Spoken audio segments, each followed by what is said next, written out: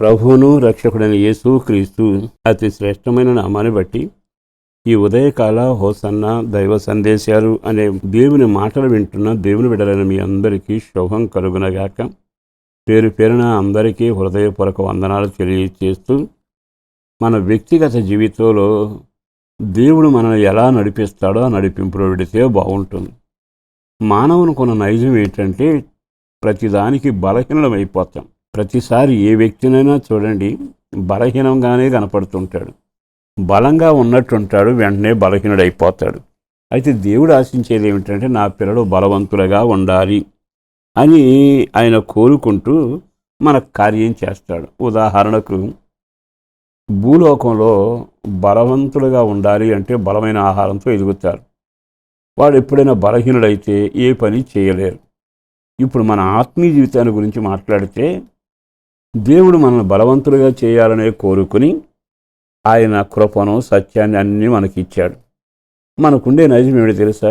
ఎవరైనా ఒక చిన్న మాట అన్నప్పుడు కానీ, ఒక ఎదురు దెబ్బ తగిలినప్పుడు కానీ, ఒక సమస్య మనల్ని తలకిందులు చేసినప్పుడు ఇక బలహీనులం అయిపోతాం. బాగా తేటగా అర్థం కావాలి అంటే నీ పక్కన వాడు ఒక మాట నీ అన్న వెంటనే ఎన్నిసార్లు మీరు బలహీనులైపోలా? బలహీనులై ఎన్నిసార్లు మందిరానికి దూరం అవ్వాలా? ఎన్నిసార్లు బలహీనుడై దేవుని లెక్క చేయకుండా వెళ్ళిపోలే?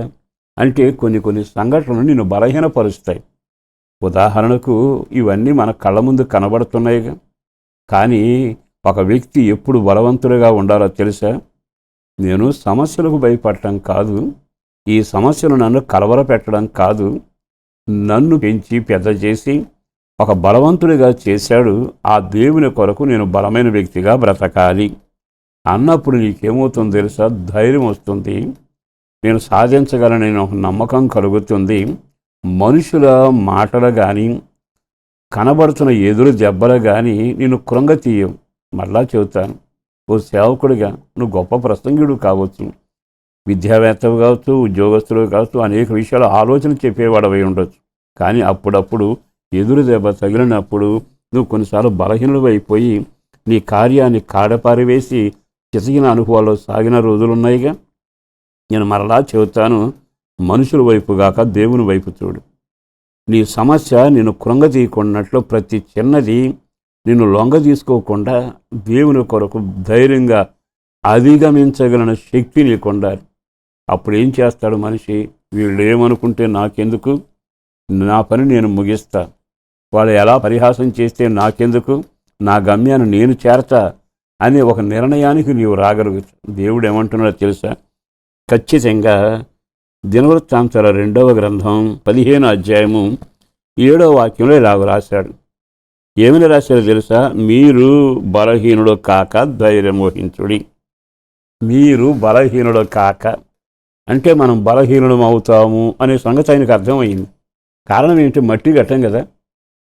మట్టిని చూడండి ఎంత గట్టిగా ఉంటుందో, చినుకులు పండివ్వండి ఎంత మెత్తగా అయిపోతుంది. మట్టి ఘట్టం. మన జీవితంలో అన్ని బలహీనతలు ఎక్కువగా ఉంటాయి. ధనం లేకపోయినా బలహీనత అవుతాం, ఒకరు మెచ్చుకోకపోయినా బలహీనలం అవుతాం, ఒకరు విమర్శించినా బలహీనలం అవుతాం, సాధించలేకపోయినా బలహీనలం అవుతాం.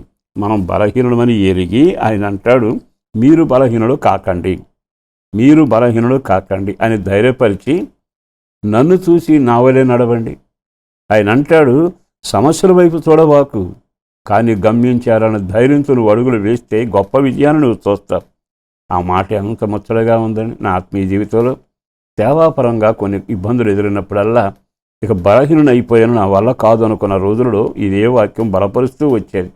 మీరు బలహీనులు కాకండి అంటే అర్థం ఏమిటి? అది చెప్పినవాడు ఎంత బలవంతుడో తెలుసా?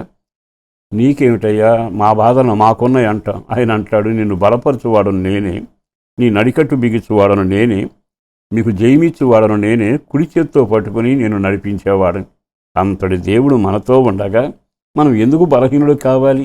ప్రియ దేవుని బిడ్డలారా, ఇప్పటికీ జీవితంలో కానీ, వ్యాపారంలో కానీ, వ్యవసాయపరం కానీ, నిరుద్యోగ సమస్యలో కొట్టుమిట్టాడుతూ బలహీనుడు అయి ఉండొచ్చు. ఎందుకో ఒక అద్భుతం నీ జీవితంలో దేవుడు చేయబోతా ఉన్నాడు.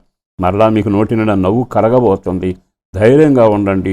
దేవుడు బలహీనతల మీద జయమిచ్చి గొప్పవాడిగా ప్రభు నిన్ను చేయబోతున్నాడు. ఆ కృప మీకు కలుగునగాక. పరిశుద్ధుడను ప్రేమమడిన ప్రభు వందనాలయ. అపారమైన ప్రేమను బట్టి ధన్యవాదాలు. చేసిన మేలు కొరకు వందనాలు. చేయబోతున్న కార్యాల కొరకు వందనాలు. కృప కలుగునగాక. ఓ దీవెన, నెమ్మది, క్షేమం, అనుకూల కార్యం జరిగించి ప్రతి కుటుంబాన్ని స్థిరపరిచి బలవంతులుగా చేయండి. వాళ్ళ శరీర అవసరాలు తీర్చండి. బిడ్డల చదువులు, పెద్దవారి ఆరోగ్యం, సంతానం లేని వారికి సంతానం, ఆగిపోయిన కుటుంబాలు సాగటం, కురింగిన వారు లేపబడడం, ప్రార్థనాత్మ చేత నింపబడడం, మెలుగు కలిగి నీ కొరకు సజీవ సాక్షులుగా బ్రతకడం, అన్ని కార్యాలు జరిగించి ప్రతి అవసరం తీర్చి మీరు మహిమ పొందాలని రాకడ కొరకు సిద్ధపరచండి. ప్రార్థనాత్మ రక్షణ భాగ్యాన్ని స్థిరపరచండి. యేసు పేరట వేడుతున్నాము తండ్రి. ఆమేన్.